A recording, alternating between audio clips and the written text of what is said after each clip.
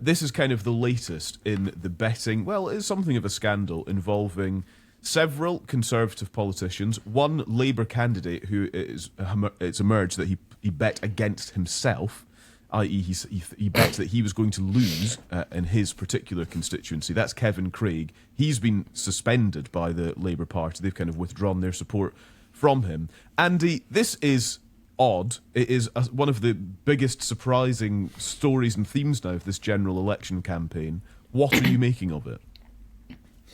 I used to sometimes lay bets against the team I wanted to win so that I could be sure that I would have a good outcome either way. So either my team won, which was good, or I won some money, which was good. Do you mean in politics, or are you talking about like in football? No, I'm talking about sport. I'm not talking about politics yet. Sorry, I'll do that in a minute. So I suppose part of my reason for saying that is that I think there are actually at least three different types of issue here, I think.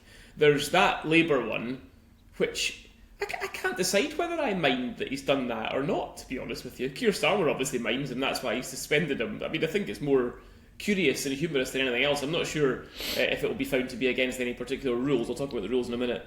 I think then there's the Alistair Jack one, which nobody seems to suggest is a case of any rule breaking or illegality. It may not be particularly wise for somebody who could be seen to be inside the circle, a member of the cabinet, making that bet, but I don't think anybody is suggesting that he knew. And then there are the ones that are actually being investigated by the Commission, which are effectively the insider trading ones of the officials and the police and so on. And I think in a situation like this, where temperatures are raised and it's all quite heightened, I do think it's probably quite important to distinguish between them because they are a bit different. And the reason I mentioned rules earlier is there's a lot of discussion about, should we just ban politicians from gambling and should we do this and should we do that? That's the bit I'm not really sure about, to be honest with you, because I feel like the system's actually working quite well. The spike in bets the day before was logged, it was noticed, it came to light. Those who are alleged to have misused their power and effectively been insider trading seem to have been found. They may not all have been found yet, but this process seems to be working. So I'm not sure we need to throw the baby out with the bathwater on it. And I also think in the interest of those who've done different things, like this Labour candidate and like Alistair Jack, we should probably do our best not to tar everybody with the same brush. They may all be guilty of being stupid, but they're probably not all guilty of an actual offence. Yeah, well, cards on table. I mean, I like a bet. I mean, I gamble on the golf and the football, and I've had a fair bit of success in the golf recently with Bob McIntyre winning the Canadian Open. So that was quite nice. Was it roughly £2,100, Geoff? Or? Were you pulling our leg? I had an accumulator on, and so I was absolutely delighted with that response. But I don't bet big sums. It's 10, 20 quid here, and I've got a limit every week. And I have actually bet on some seats where I found there was value in Scotland. I think they're underestimating Labour support in some places and underestimating SNP support in some places. So, but I'm not a candidate. I'm not in politics. And I just think common sense, guys. This stuff, particularly as Kat says, and the common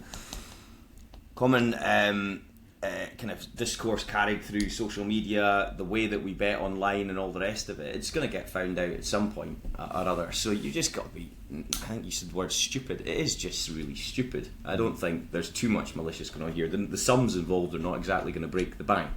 Alistair Jack's on 150, 160 grand as a Secretary of State, and he's going to win 120 quid, I think you said, Calum. I think it was alleged 2,000 or 1,200 quid, sorry. I just think, guys, when you're a candidate or when you're in frontline politics, just don't do it. And that's the easiest way to avoid any controversy. Yeah. So I mean, I don't actually. Politics is the one thing that I do actually tend to sort of have had a flutter on in the past, and actually I had some bets on the timing of the election, but none of them came good. I went for the early part of the year, and I think there's sort of dividing lines as Andy says, between informed knowledge and insider knowledge. I mean, we all have more knowledge and understanding of politics probably than the people that set the odds on these various seats and outcomes. And at a certain point, at what point does your informed knowledge become insider knowledge, when you are kind of, we might not be actual politicians, we're not elected representatives, but we are inside the bubble. And then how different is that from someone who is owns a racehorse and understands the particulars of how the ground on a certain course will work with a certain kind of horse, and etc etc etc. So I think that there's got to be, not conflating these different situations between someone who makes a kind of innocent flutters on various things which are a bit funny and a bit but this Labour candidate who's done, what a wally. To be seen to be betting against yourself, even as if it is a situation where Andy's like, well, at least if I lost, I would be able to win this. And I think the idea was that he's going to give the money to a local charity or something like that. And I think that if that had just been in isolation, then we wouldn't have this. But last week, because Keir had to say, if any of my candidates were found doing anything, untoward in this, they'd be out and their feet wouldn't touch the floor. He played good on that.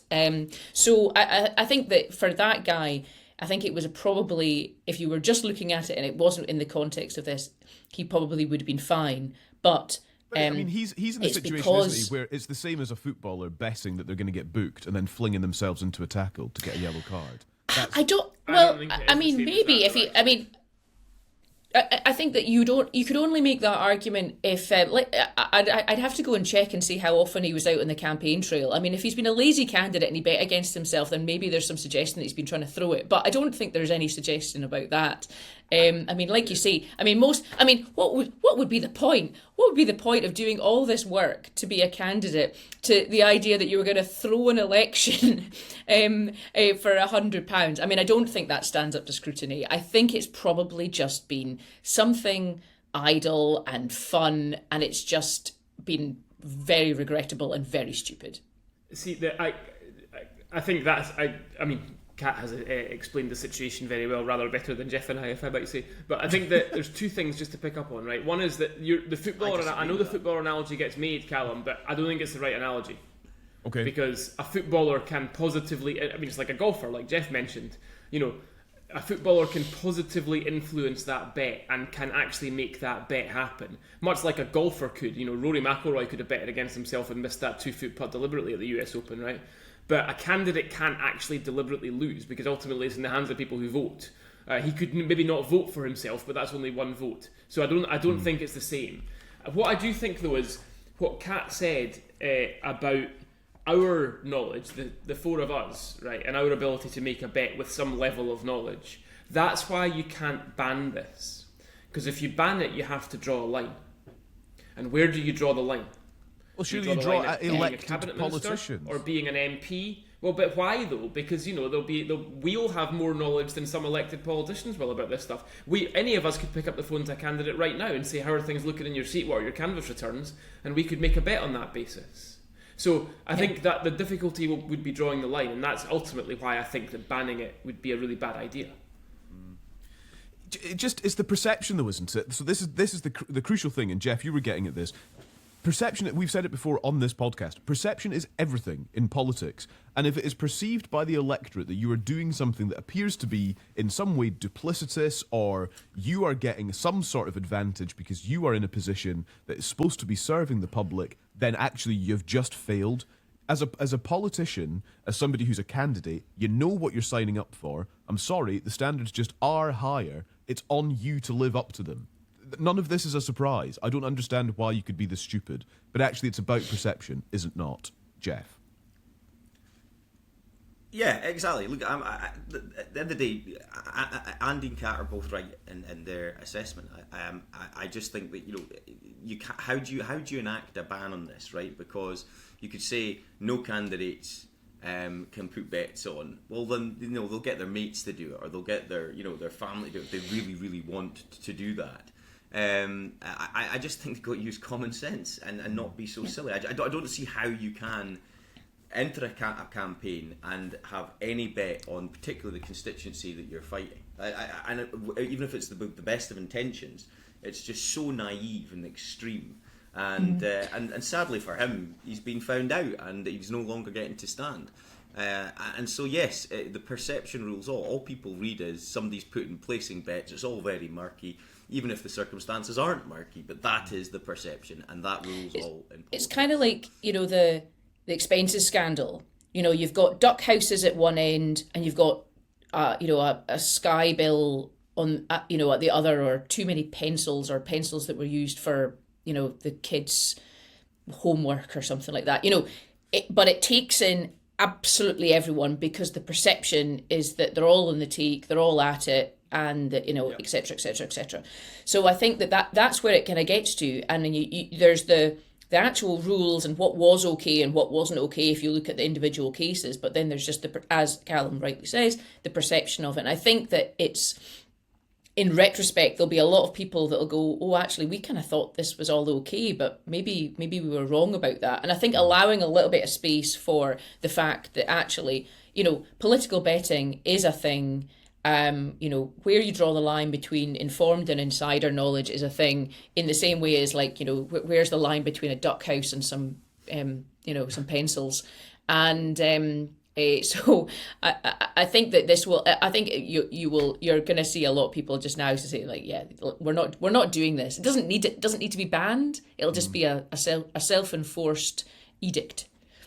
And I suppose, fundamentally, does any of this have any electoral significance? I think there's the sort of bigger issue is surely that it just infuriates the public to an even greater extent. And let's be real, their kind of intensity of feeling about politicians not working on their behalf was already pretty high at this general election. So is it just kind of adding to that feeling of, this isn't working, this system is broken, politicians are rubbish? I mean, I think that the reason it took hold, particularly with the Conservatives, is that it feels like that they're gaming it, that it's one rule for us, one rule for them. It's sort of like Partygate, the sort of sense that, because the closer you are to power, the more that you kind of get an advantage that the rest of us plebs don't.